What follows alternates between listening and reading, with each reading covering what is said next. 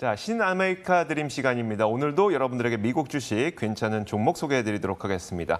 자, 하나금융투자 해외 주식 영업팀 김현수 차장 함께하겠습니다. 어서 오세요. 네, 안녕하세요. 네, 안녕하세요. 네. 자, 오늘도 저희한테 미국 기업을 소개해 주실 텐데 어떤 기업을 먼저 한번 볼까요? 예, 오늘은 그 헬스케어 네. 쪽이고요. 헬스케어 중에서 우리가 이제 바이오 종목만 되게 관심이 많으신데 네네. 그 중에서 이제 데이터 관련된 기업을 조금 말씀드려볼까 합니다. 헬스케어, 그다음에 데이터 하면은 저는 사실 원격 의료인 텔라닥이 먼저 떠오르는데 좀 다른 기업인가 봐요? 예, 조금 다른데요. 이제 네. 헬스케어 소프트웨어 업체인 선어라는 기업이 있습니다. 선어. 네. 예, 선어에 대해서 이제 말씀을 드릴 건데 이게 뭐 다들 아시는 내용이겠지만 의료비 지출 점점 많아지고 있죠. 2019년 기준으로 미국 GDP 18% 정도를 차지할 정도로 굉장히 큰 그러니까요. 비용이고요. 그리고 노령화가 진행되고 있어서 향후 10년 동안 의료 지출이 계속 5% 이상 증가할 것이다라고 전망이 되고 있습니다. 그래서 이제 미국의 이제 의료보험 지출이 이에 따라서 이제 확대가 계속 되고 있잖아요. 네. 그러면 이제 정부가 굉장히 큰 부담을 가지고 있겠죠. 그러다 보니까 최근에 IT 기술이 발전을 하면서 네. 이 IT 기술을 활용해서 어떻게 좀 의료비를 세이브를 해볼까. 그래서 제가 지난번에도 뭐 여러 가지 뭐 기업들을 말씀을 드렸었죠. 모스카헬스도 있었고 뭐 이렇게 해서 뭐 이런 기술들로 해서 결국은 이제 병을 예방하고 네. 예방하게 되면은 이제 뭐 비용이 줄어들 것이다. 뭐 이런 것들이 많았는데 그래서 이제 이런 움직임이 가속화되려는 상황에서 코로나가 터져서 그 가속화가 더 커진 거죠. 네. 그래서 뭐 웨어러블 기기 착용한 환자의 데이터를 수집도 하고요. 이를 활용해서 질병 발병 가능성 줄이고 디지털 진단을 네. 늘리고 그리고 임상 데이터를 연구에 활용을 하고요. 뭐 여러 가지 이런 효율적 관리들을 위해서 기술이 점점 사용이 되고 있는데 근데 이 기술들이 사용이 되려면 제일 중요한 거는 결국은 환자의 데이터가 있어야 되는 거죠. 그렇죠. 네. 이 환자가 어떤 상태고 이런 것들을 알아야 네. 이제 다 되는 건데 그러니까 결국은 이 데이터가 재료가 될 수밖에 없는데 네. 이 데이터를 관리하는 기업, 의료 정보 기술이라고 하거든요. 네네. 그런 걸 관리하는 기업이 선어고요. 선어가 이 데이터 의료 정보 기술에서 미국 내 시장 점유율 1위를 차지하고 있는 그런 회사입니다. 와. 일이라고 하니까 일단 입은 떡 벌어지긴 하는데 사실 네. 말씀하시는 걸 들으면서도 뭔지 잘 이해가 안 돼요. 왜냐하면 글쎄 우리나라에서도 이런 걸 지금 하고 있나요? 제가 느끼기에는 저는 굉장히 낯설게 느끼죠. 왜? 예, 그러니까 뭐 사업의 내용을 이렇게 얘기하면 되게 어려워 보일 수 네네. 있는데 간단하게 좀 말씀을 드려볼게요. 선어가 이제 뭐 하는 게 의료 정보 기술 솔루션, 기술 지원 서비스를 제공하고 있는데 쉽게 말하면 의료 정보, 우리 병원에 가서 네네. 왜 그 진찰을 받으면은 의사분이 이제 컴퓨터에다가 막 뭐 쓰잖아요. 진단서 다 쓰죠. 네. 예, 그 쓰는 프로그램을 만드는 기업입니다. 우리나라에서도 이름이 굉장히 많은데 몇 개 예, 있는데. 뭐 여러 가지 네. 기업들이 있죠. 그러니까 이게 상당히 지금 최근에 주목을 받고 있어요. 왜냐하면은 이제 예전에는 사실은 그게 뭐 원래는 이제 종이에다가 막 썼었고 그렇죠. 저희 뭐 어릴 때만 해도 종이에다가 막 의사분들이 기록을 했었는데 요새는 이제 다 컴퓨터로 이렇게 하시잖아요. 그래서 네. 뭐 바로 이제 뭐 처방전 같은 것도 이제 뭐 클릭을 하면은 이제 밖에서 이제 원무과에서 뭐 이렇게 주신다든가 네네. 이렇게 뭐 발전을 하고 있는데 이게 이제 그 의료 데이터라는 거는 어쨌든 간에 굉장히 활용폭이 높은 그쵸. 거죠. 그치? 화면에 지금 나오긴 하는데 그러니까 저런 거예요. 그러니까 저런 프로그램인데 이게 사실은 뭐 어떻게 보면은 별거 아닐 수도 있는데 여기에 있는 데이터들이 결국은 이 의료 정보 기술을 이용하려면 그렇죠. 예, 무조건 필요한 이제 네. 그런 거를 이제 하는 이제 기업입니다. 우리나라에서의 이 예. 데이터를 활용하지 못하다 보니까 이쪽이 좀 잘 안 되고 있는 거고. 그렇죠. 미국에서는 맞습니다. 이 데이터를 뭐 어느 정도의 법규가 있는지 모르겠으나 우리나라보다는 좀 많이 활용하고 있는 걸로 알고 있긴 해요. 예, 맞습니다. 그러니까 저 이제 시스템에는 환자의 뭐 신상 정보, 병명, 그리고 네. 뭐 영상 데이터, 뭐 이런 것들, 뭐 참고상 이런 것들이 쭉 기록이 되어 있는데 선어가 이제 1980년에 창립이 됐고요. 네. 80년부터 이런 프로그램을 제작을 했습니다. 그래서 환자 데이터 관리부터 해서 조직의 뭐 재무, 운영까지 다 이제 토탈 서비스를 제공하는 이제 기업이다라고 보시면 될 것 같아요. 네. 그러니까 이게 이제 예전에는 대형 병원 위주로 되어 있었는데 최근에는 작은 병원에서도 다 이런 것들을 활용을 하다 보니까 사용자가 점점 많아지고 있습니다. 그러니까 작년 말 기준으로 선어의 소프트웨어 사용하는 병원이 한 4,000개 정도 네. 되고요. 의사가 65만 명. 그리고 그 외에 이제 사용하는 사용자 비중이 한 220만 명 정도가 이 소프트웨어를 사용하고 있고요.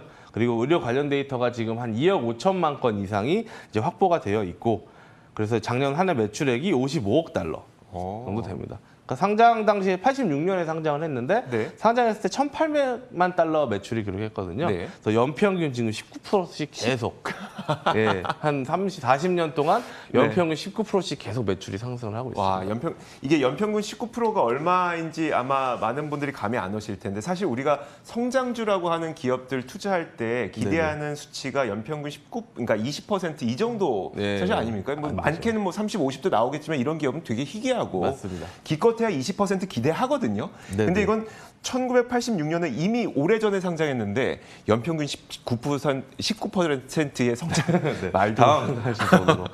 굉장한 성장률이네요. 저희가 잘 몰랐지만 네네. 꾸준하게 이 분야에서는 성장을 기록했던 기업이다. 그래서 현재 시가총액이 227억 달러, 한 25조 정도 됩니다. 그러니까 사업 모델은 결국은 한 6가지 정도 나눌 수 있는데 네네. 공통적으로 보면은 결국은 이 소프트웨어를 활용해서 여러 가지 사업 모델을 만들었습니다. 네. 그러니까 이 소프트웨어를 사용하면서 여기에 이제 부가 기능 같은 거를 붙여서 이제 판매를 하는 이제 프로페셔널 서비스가 전체 한 35% 정도.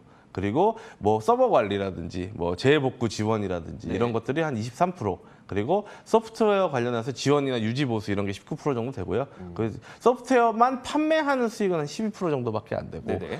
최근에 이제 상장하고 있는 게 구독 서비스가 7% 정도 뭐 이런 정도의 수준입니다. 제일 많은 게 뭐라고요? 프로페셔널 서비스라고 이 네. 소프트웨어를 사용하면서 추가 기능 네네. 그런 것들을 붙이잖아요. 우리도 뭐 아무 앱이나 해도 뭐 추가로 뭘 사용하시려면 얼마를 더 내세요. 네네. 이런 것처럼 그런 기능들을 활용하는 이제 프로페셔널 서비스가 제일 매출 비중이 크고요. 그리고 고객사들은 아무래도 이제 병원들이 많은데 또 하나 주목을 해봐야 될 게 최근에 조금 계약을 맺고서 좀 활용이 되고 있는 게 미국 제한군인관리국 네네. 그리고 국방부, 해안경비대 네. 이런 사람들이 사실은 제일 이런 정보가 필요할 수밖에 없는 사람들이잖아요. 그러니까 뭐 전쟁에서 좀 다쳤거나 그렇죠. 그래서 뭐 그런 사람들도 있고 지금 뭐 여러 가지 뭐 군사 작전에 투입되는 이러신 분들도 이런 정보가 확실해야 되니까 네. 그런 분들을 합치면 1,800만 명 정도 된다고 해요. 네. 그래서 여기서도 좀 활용이 많이 되고 있다라고 보시면 될 것 같습니다. 이 의료정보 시스템에 대한 얘기를 조금 더 드리려고 하는데 네. 이게 사실은 병원에서 이 IT를 도입해서 이거를 공통화시키게 되면 굉장히 효율성이 높아질 수밖에 없죠. 그렇죠. 네. 그래서 이제 사실은 2009년부터 미국 정부에 그때 오바마 정부였거든요. 네네. 그때부터 이제 이거를 국가 사업으로 조금 추진을 했습니다. 그래서 사실은 2009년만 해도 이런 이제 데이터, 그러니까 병원에서 이렇게 뭐 이런 시스템을 도입하는 게 한 9% 정도밖에 안 됐어요. 네네. 근데 이제 10년 동안 여기다가 한 360억 달러, 40조를 쏟아 부었거든요. 네네. 그러면서 지금 한 96% 정도까지는 보급이 됐습니다. 그런데 가장 큰 문제가 뭐냐면 보급은 96%가 됐는데 네네. 이게 서버가 시장 점유율이 20%가 조금 넘어가거든요. 네. 그 외에 이제 무슨 뭐 에픽이라든지 메디텍, 몰스크립트, CPSI 같은 여러 기업들이 있는데 이 소프트웨어들이 다 호환이 안 되는 겁니다. 그러니까 이런 거잖아요. 쉽게 생각하면은 우리가 그 1차 병원, 그러니까 개인 병원 가서 네네.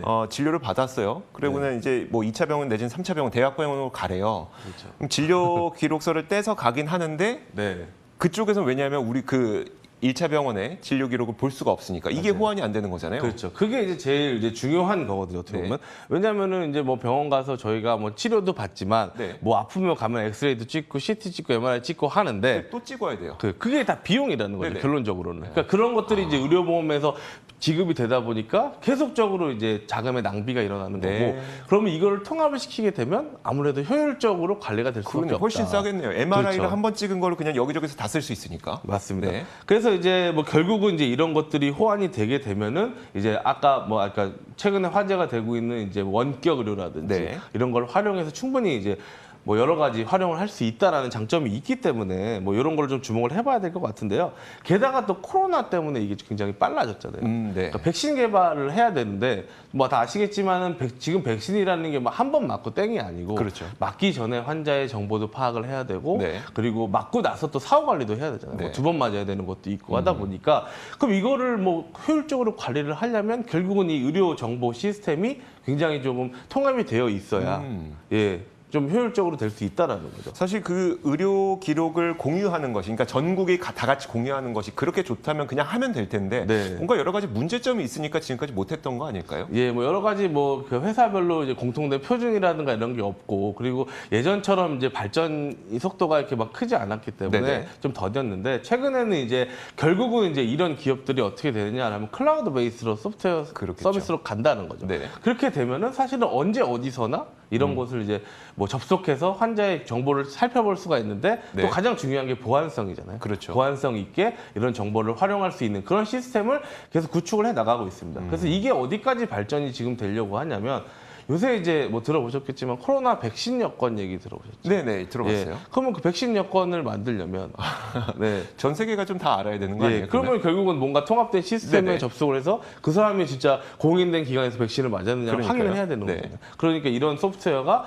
점점 더 중요해질 수밖에 없고, 아마 통합의 속도도 점점 빨라질 것이다. 네. 근데 그 중에서 써나는 어쨌든 시장 점유율 1위를 하고 있기 때문에 상대적으로 유리한 고지에 있다라고 이제 보시면 될 것 같습니다. 그러니까 사실은 써너가 코로나 아니더라도 몇 년 전부터 좀 디지털로의 변화를 꾸준히 추진을 해왔어요. 네네. 그래서 2017년에 아마존하고 제휴를 맺었고요. 네. 그래서 아마존의 클라우드 서비스를 접목을 해서 아하. 예, 그래서 이제 어쨌든 지금 굉장히 많은 의료 데이터가 있으니까 네. 의료 데이터를 익명 처리를 해서 이걸 공유를 하게 되면은 사실은 이제 굉장히 뭐 활용할 수 있는 방안이 많잖아요. 그렇죠. 임상 실험에도 활용이 가능하고, 네. 이제 그런 것들을 위해서 이제 좀 이런 클라우드 서비스를 도입을 하고, 또 이제 머신러닝을 통해서 좀 그런 데이터를 좀 이렇게 분류한다든지 이런 네네. 것들도 좀 효율적으로 할 수 있는 그런 환경을 또 만들었습니다.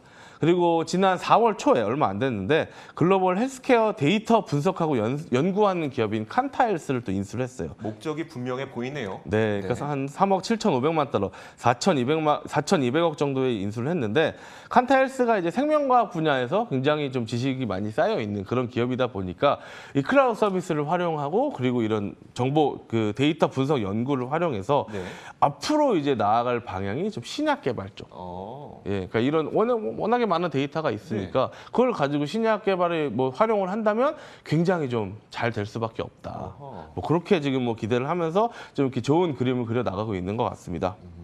그러니까 선언은 이제 뭐 마무리를 해드리면, 병원뿐만이 아니고 뭐 보훈처라든지 국방부 같은 일단 안정적인 고객이 확보가 돼 있잖아요. 네네. 그러니까 캐시카우는 충분히 마련이 돼 있는 상황이고, 그리고 이제 아마존이나 뭐 이런 쪽이랑 제휴를 맺으면서 미래 먹거리 또 이제 뭐 만들어 나가고 있는 상황이다. 뭐 다만 조금 이제 약점은 미국 내에서는 시장 점유율 1위지만 글로벌적으로 봤을 때는 아직은 조금 뭐 경쟁사들이 뭐 많이 있기 때문에 뭐 거기에서 좀 경쟁을 해야 되지만, 어쨌든 이제 향후에 신약 개발 쪽에서 또 어느 정도의 캐시카우가 나올 수밖에 없는 상황인 것 같고요. 네. 그렇게 된다면 충분히 뭐 지금 상황에서 성장성이 있을 것으로 보여지고 있습니다. 정리해보자면 가장 중요한 건 이들이 정말 많은 의료 데이터를 갖고 있다는 거네요. 이걸 이용해서 활용해서 할 수 있는 사업이 무궁무진하다라는 네, 거네요.